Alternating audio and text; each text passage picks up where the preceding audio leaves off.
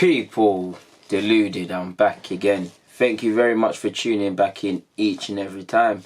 Now it's a Sunday, early Sunday morning. There's not much to speak about. There's nothing going on really. It's the international break. But there's some Arsenal news or Arsenal speculation, or if nothing more, paper talk. We might as well go through them. Just get us through this, man. Obviously, the international break is about to be finished and we've got to play Southampton, or better yet, the Premier League campaign resumes against Southampton. But yeah, man, if nothing more, we've got something to talk about.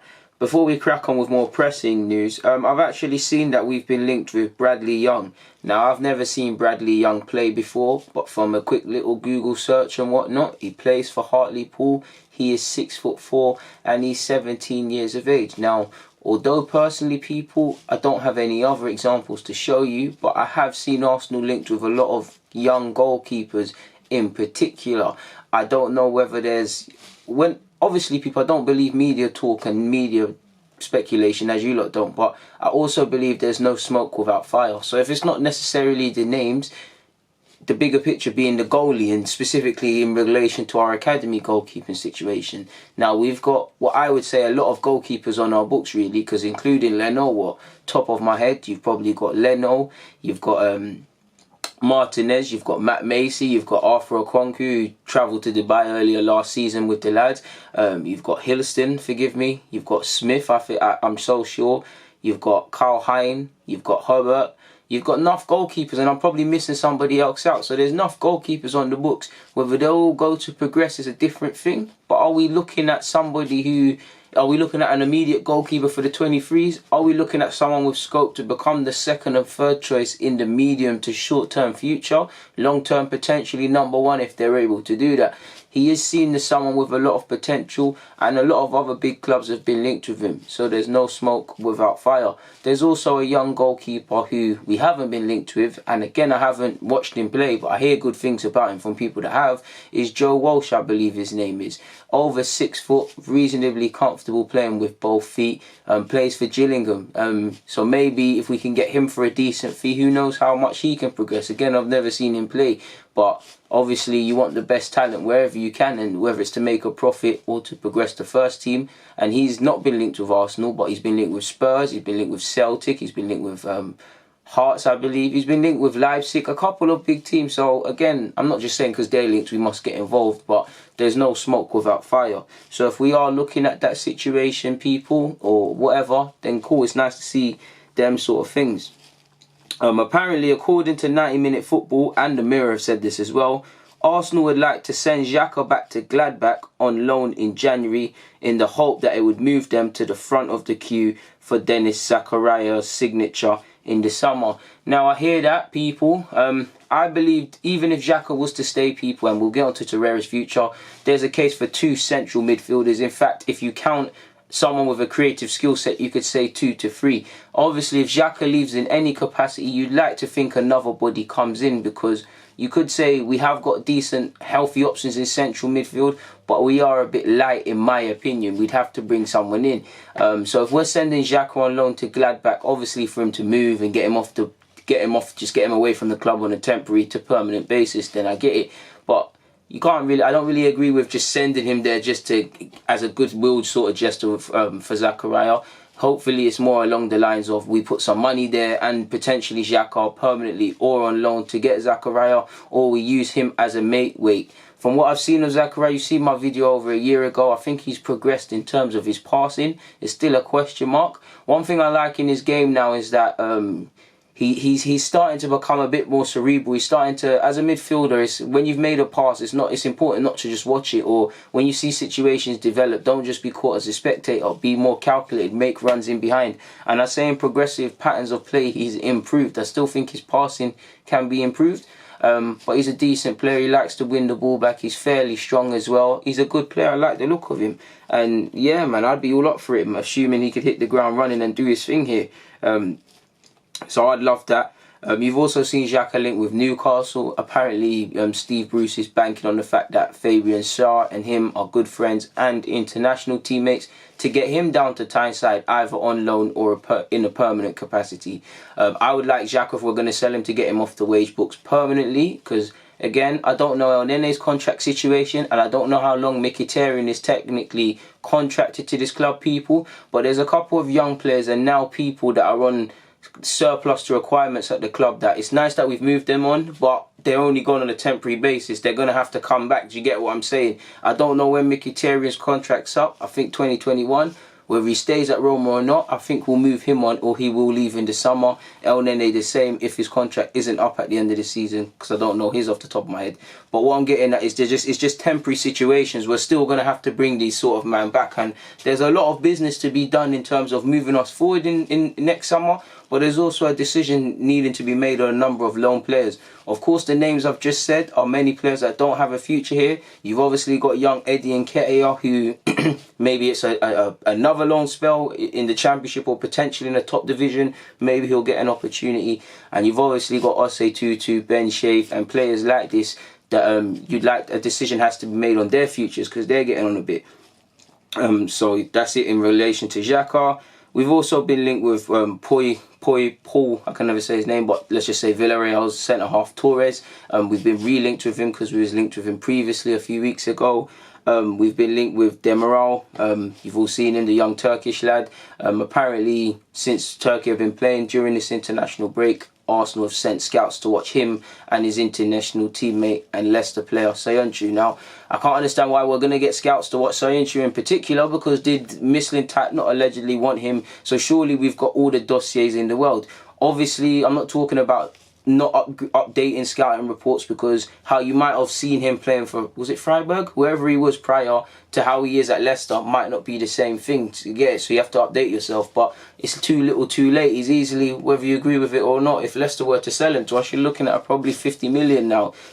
We all know that's the dynamic of football now. It's like West Ham's Issa Diop, they took a chance from Toulouse. And now look, did they not reject a bid from Man United in the summer? This is the way the market goes. If you don't move fast, it is what it is. Better, completely different example, but didn't De Jong, Ajax bought him from William for like £1 million, and now he went for 80 odd to Barca. If you don't make these moves, you end up having to pay the pennies, and in Arsenal's case, it can be frustrating. Like Van Dijk at Celtic, a lot of people were undecided, a lot of people were saying to sign him, a lot of people weren't. But Arsenal, we need to start doing these sort of things, taking a chance, because Van Dijk at Southampton, we clearly can't afford him. It's completely different. But Mo Salah, everyone can see he's a world-class player, one of the best in the world. But once upon a time, if you offered Mo Salah, many people, there's no shame in it. If you, prior to him going to Liverpool, if you was to offer him, and I know he had good seasons at Roma, but many people would have turned their nose up to Mo Salah, like, Mo Salah, blah, blah, blah. Do you get it? We've got to start doing our educated guesses in which players could potentially do these sort of things for us. Mane the same. Everybody knew it was hard, but it seemed like Liverpool were the only ones willing to really take a chance on him when he was at Southampton. So Arsenal, my point is, we can't really afford to be getting in bidding wars, because you don't know, we've been linked with several targets and not moved for several targets, and you've seen us linked with them again, and we can't afford that now. Or whether we can afford it or not, Arsenal or not, we know as fans, we're not going to go out and do that, people. Demiral, I like, from what I've seen of him, I like him, man. He seems like a defender that's very passionate. He seems like a defender that's got decent positioning and someone that relishes defending. I'm not watching him week in, week out. And again, Arsenal don't exactly have a defensive structure to really accommodate or really facilitate an improvement in our defence. So how much he can improve us, I don't know. I think he's a decent player, but it doesn't matter if Van Dijk and Sergio Ramos came into this Arsenal team, people, their quality would show, but we'd still be a mess defensively because there's no system. And for me, that was a big area we needed to, if not necessarily in terms of individuals, in terms of how we defend, where I wanted to improve, because again, we identified a season or a season and a half ago that we wanted to sign Leno. So where was the long-term thinking in that? You bring Leno in, fair enough, the first season under Emery, everything's a mess. He has to use what options he has.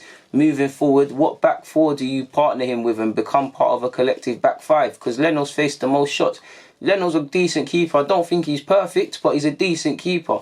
Since he signed here, he's not had a decent defence in front of him, people. And that was one of the first areas you wanted to identify when Emery came into the club, definitely in his second season. And that's why I was kind of moaning and ranting in pre-season, because although it's only pre-season, I weren't seeing anything to suggest that we're working on it. And in terms of the logic, people, of you start as you mean to go on. If you never started that sort of thing, can we be surprised that we've played against Watford, we've played against Palace, we've gone to Sheffield United, and for whatever reason, we've not walked away with 3 points, and we've only conceded what can be described as cheap goals through individual switching off, through just cheap errors that professional footballers really shouldn't be committing.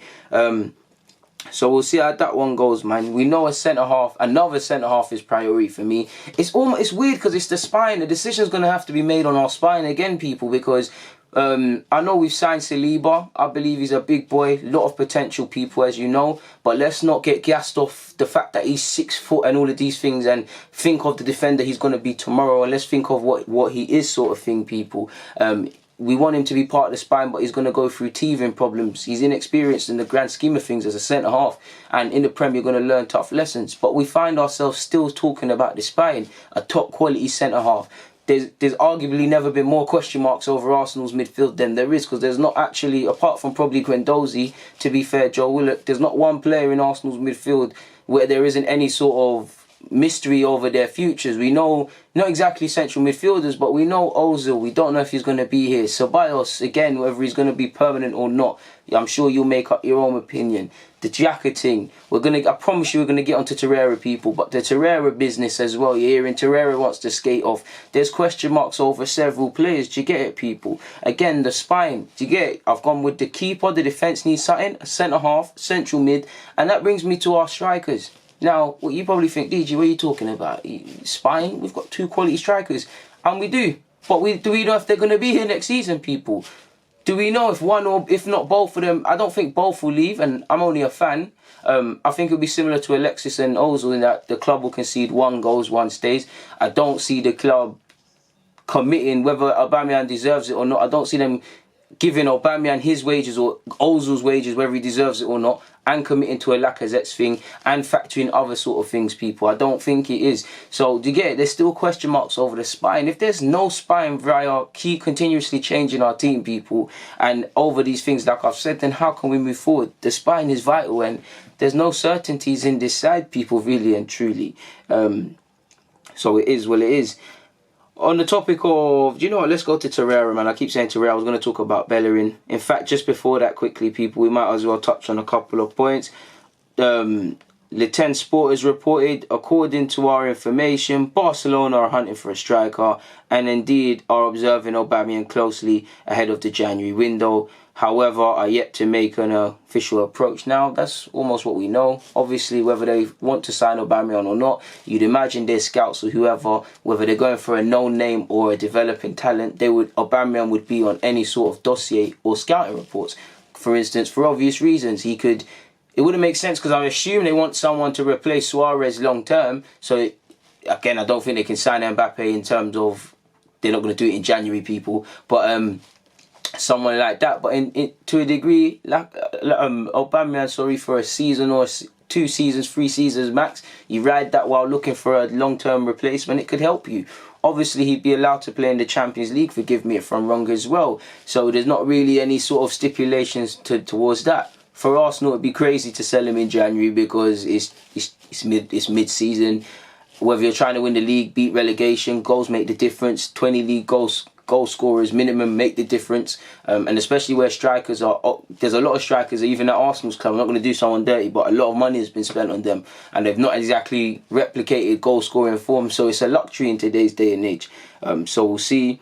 Apparently, I can't say that name, but a Spanish publication has said Dani Ceballos will not return to Real Madrid if Zidane remains in charge of next season. So whether he's going to remain at Arsenal or elsewhere, his future is in limbo. And that's obviously of great importance to Ceballos because for me, again, he's Ceballos. I think from watching him for Spain, he's played very decent and he's a good player. But at Arsenal, he's yet to really show it. Is he really convincing Madrid's managerial staff and hierarchy that beyond the fact he's got potential and you're hoping that their player comes out, is he necessarily ready to be a Madrid player, dominate games first name on the team sheet, you'd have to say no. And at 23, he needs to come into his own, people, because I love Ceballos. I think he's good technically. But for me, it's like he's very interested in playing in areas you don't necessarily need to play in, and at times he could be more effective. There's a reason for making 100-odd La Liga appearances. He's barely got any goals and assists. Now, goals and assists don't make you a complete midfielder necessarily. We all know some guys, it doesn't do them justice. But as you get older, my point is, you should be learning how to affect the game in more effective areas. The younger you are, the more. Look at Raheem Sterling. There was a time he was occupied getting the balls on the flanks and trying to do skills. Now he still has elements of that, but he's making runs inside. Completely different to a slight degree. But Salah, to a slight degree, had to look at football a different way, because you describe him as more a sort of winger. Now he's more an inside forward, and he makes the difference. Do you get it? I'm sure Mane at some period went through the same thing. Do you get it, people? It's about becoming effective. But moving on to Torreira, people, we all know Torreira's not been playing in his position and has not been a regular in the Arsenal team this season, which is bewildering, considering he obviously had the Torreira and all them chants there, people. Obviously, he was one of the first names on the team sheet last season, and on the grand scheme of things, last season he was one of our best players and he did his dirt. Obviously, he had natural drop-offs and loss of form. It was one of the first times in his career he's played over 50 times, and he's still a young sort of man in terms of his footballing career. But this season, it seems like the bulk of his unhappiness is just the fact that he's not playing in his position. His agent has said, Bentancur, Napoli interests. I can say with absolute certainty that had the negotiations with Arsenal not come to fruition, he would be playing for Napoli. Now, the change of Lucas's role doesn't make him happy. He's not at ease. Torreira's... Wait, sorry, people. I was going to read the segment. We respect the coach's decision, but then we will see what happens. That was in relation to Torreira's future. Torreira wants to end his career at Boca. Napoli's environment is similar to Boca. The shirts of those clubs are heavy for other players, but not for Lucas. Napoli as a future club, anything can happen in the future. Anything can happen in football, sorry. So what does that tell you, people? First and foremost, the Napoli rumours. If you go back to some of my videos when I was looking at Torreira to come to Arsenal, you heard of the Napoli rumours. You heard Napoli wanted him. So obviously, if Napoli wanted him that much, if the offer does come, he probably will go. I believe his former manager is the AC Milan manager. That's probably on top of the obvious ties with ex-staff now at AC Milan, why he gets linked with them, on top of loving the Italian way of life and that sort of situation. Napoli's right. Napoli's a big club, all of that sort of thing. And I think they'll relish the point to take him. I think Torreira will relish the fact to go and play regular football, to play in a familiar environment and whatnot. And obviously, you see him crying with the Xhaka stuff. If that stuff has played a part, he gets away from that. But for me, if I was Torreira, I wouldn't feel like I've had a Premier League success, whether he likes the thing or not. I'd want to make a go of things. Obviously, the bulk of it is the fact that he's not playing, and when he is, he's playing out of position. If he was playing, he might be unhappy for other reasons, people. It's that simple.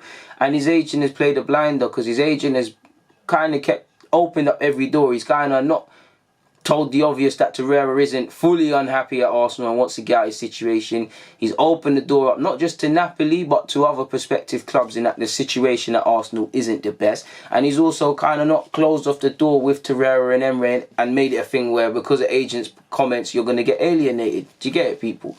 We know he wants to go to Boca. Personally, I feel if Torreira was playing and he develops how I believe he can, he might make a short stop in Spain before he goes to Boca Juniors. I believe Torreira should be one of the first names on the team sheet. If he genuinely wants to go, let him go, man. Listen, Torreira, Lacazette, Aubameyang, I love them. They're three of the best players in the team in my thing. But their futures are up for grabs. Whoever doesn't want to be here, go. Arsenal love an unfinished project. I'm prepared to persist with Guendouzi, Martinelli and these lot and start again, and want players that want to be here and mould them for the next 3-4 years, because that's what we've been doing for years. Why shouldn't we do it now? I also wonder, people, and it does kind of concern me to a slight degree, whether these are just paper talks or not. And they're all unhappy for different reasons, and Xhaka's situation is different, but you hear Xhaka, even prior to this incident, wasn't fully happy. Bellerin, who we're going to get onto, his agent has said something. Lacazette and Aubameyang, they're not committing their futures. We know Ozil's going, but he hasn't seen eye to eye with Emery. I'm not saying Emery's at fault, but if players don't want to, but beyond the obvious of us not being informed, but potentially the unhappiness is that we're not informed and we're not informed, just not playing well, and obviously the media nonsense. Are they unhappy under Unai Emery? Are they unhappy playing for Emery? Is there something? Do you get it? Because how can everybody be so unhappy? Do you get what I'm trying to say, people?